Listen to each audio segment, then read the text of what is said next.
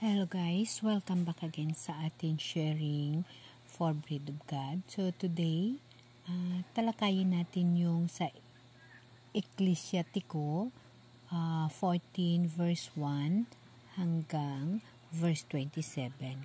Pero bago ang lahat, i-share ko lang sa inyo yung mga na-encounter ko today.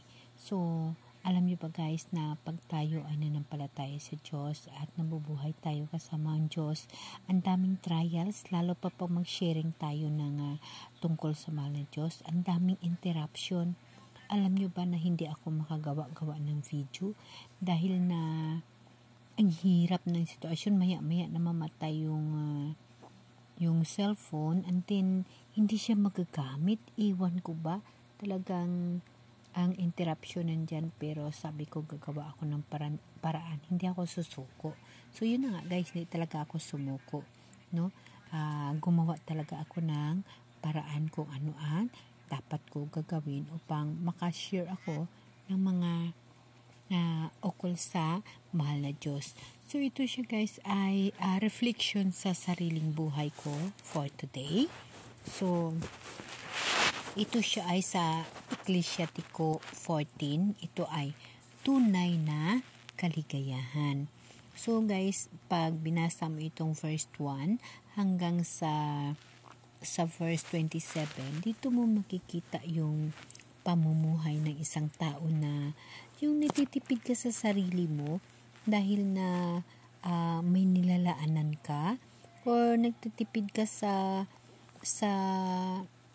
naipon mo kasi may nilalaanan ka, samantala na dapat pag nagsisikap ka, naghihirap ka, gagamitin mo sa sarili mo kasi guys, pag mawala ho tayo, yung mga yan, pag-agawan ng huya ng mga tao na maiiwanan natin.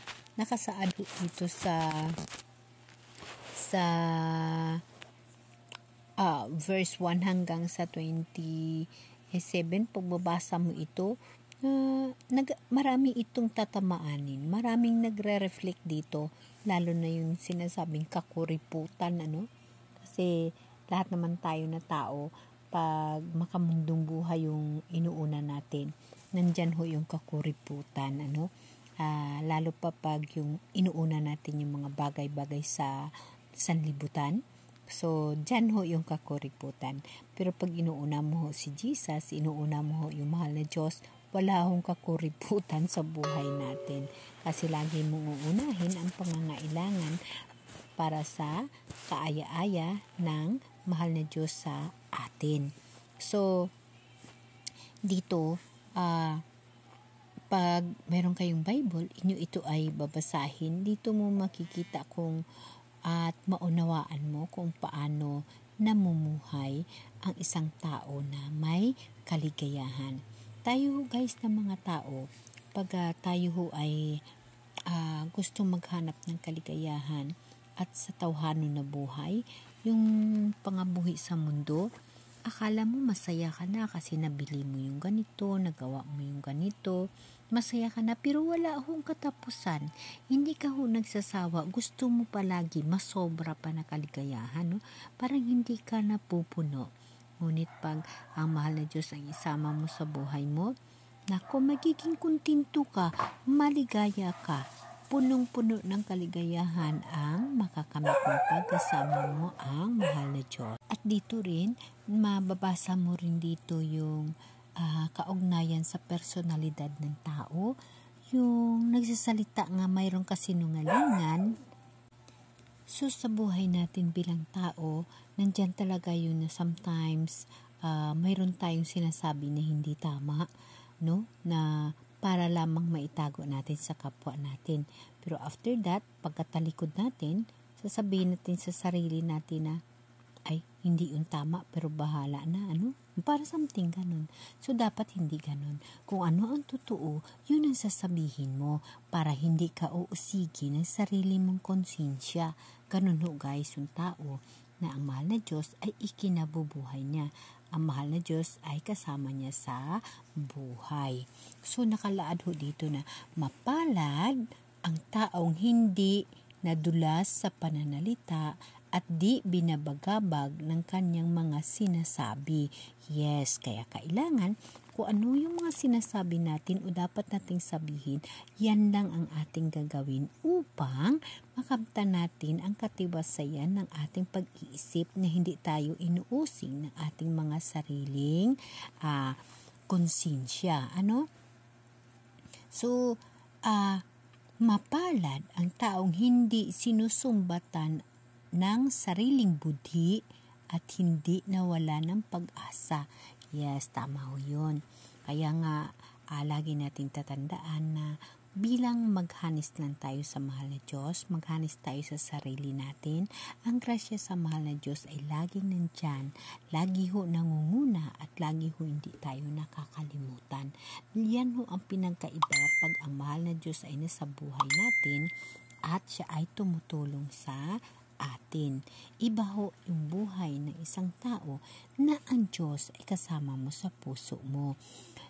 Ang buhay na kasama ang mahal na Diyos, guys, alam mo ba na naging kontento ka sa kung anong mayroon ka. Walang inggit, walang galit, at walang pag-iisip sa mga ibang bagay, kundi naging kontento ka kung anong mayroon ka na ibinigay ng Diyos. So, dapat nating laging tatandaan na ang mahal ng Diyos sa buhay natin ay lagi nating isasama. So, dito, nakasaad rin dito sa verse 21, mapalad ka kung pinag-aaralan mo ang kanyang mga tuntunin at sinasaliksik ang kanyang mga lihim. Yun ho, guys, ako ho ay isang ordinaryo lamang na tao, ngunit pinag-aaralan o bigyan ko ng pansin ang buhay sa Biblia upang masasaliksik ko ang tutuong daan patungo sa mahal na Diyos. So dito, makikita ninyo kung mayroon kayong Bible sa Ecclesiastico 14 verse 1 hanggang sa 27, napakaganda ho ng kanyang mga mensahe. So sana mabasa nyo rin yun upang na ang kaligayahan na mararamdaman natin sa buhay ay buo at yung parang kontento ka na sa mga bagay na mayroon ka dahil ginagabayan ka ng mahal ng Diyos sa buhay mo. Ang Espiritu ng Diyos ay kasama mo. Yun lang ho, guys, yung pinagkaiba na ang mahal ng Diyos ay sinasama mo sa puso mo at ikinabubuhay mo. Kasi guys, lagi nating tatandaan na ang tao para sa akin ay dalawa na kaugalian. Ang kilala niya ang Diyos at kasama sa buhay niya ang Diyos at kilala niya ang Diyos na hindi niya kasama ang Diyos. Ibig sabihin, ang mga tao na kilala niya ang Diyos at kasama niya ang Diyos, yung mga tao na ang kanyang buhay at ang ikinabubuhay, kalugod-lugod lahat sa mahal na Diyos. Hindi na siya nag-iisip ng mga pagkakamali, nagmumura, naiinggit, nag-iisip sa ibang tao ng mali. Wala na ho yun sa kanya kasi nagsama na siya sa mahal na Diyos. Pero ang tao na kilala ang Diyos, ngunit hindi niya kasama ang Diyos, mayroon pa mga bisyo, mayroon pa mga pinapangarap na kung ano-anong bagay, at saka nagmumura, no? At saka something na iba. Kaya dapat natin laging tandaan, sikapin natin na upang maging isang tupa.